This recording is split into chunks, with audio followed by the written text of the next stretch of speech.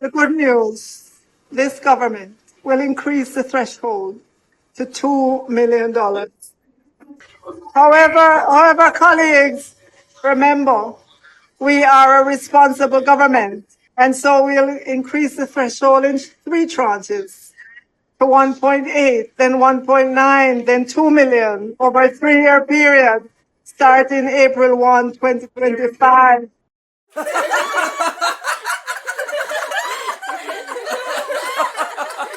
Minister of Finance Fayval Williams opened the budget debate yesterday with what she presented as good news: an increase in the income tax threshold over the next 3 years, moving from 1.7 million to 2 million.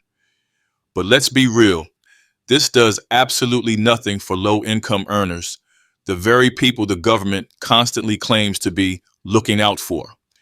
Instead, the only ones benefiting from this move are middle and high income earners, the ones who are already above the tax threshold to begin with, like myself. Jamaica's minimum wage is $15,000 per week, or about $780,000 per year. That's not even half of the current tax threshold of 1.7 million. This means minimum wage earners, and even those making slightly above that, don't pay income tax at all.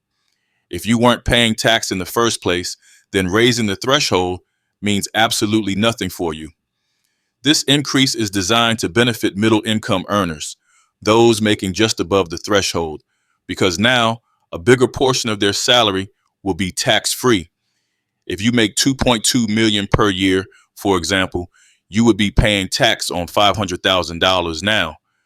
But with the new threshold, you'll only be taxed on $200,000, meaning you save thousands of dollars annually. For high income earners, this is just another tax break, because the more money that gets exempted, the less tax they pay. But for the average Jamaican struggling to buy food, pay rent, and cover light and water bills, this changes nothing.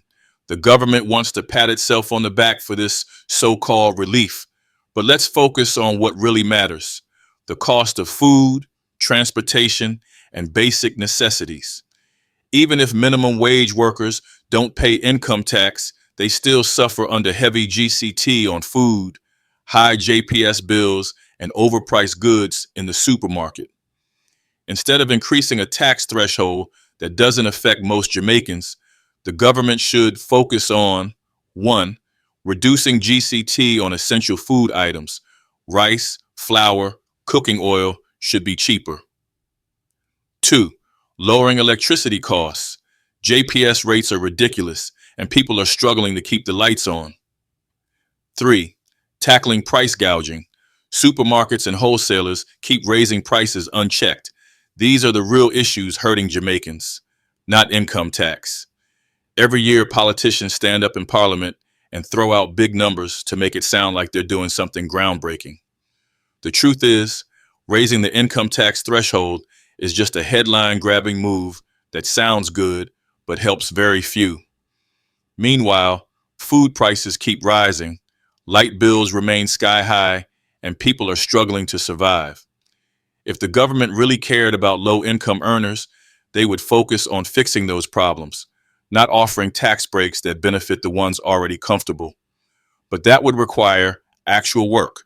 And clearly, this administration prefers optics over real solutions.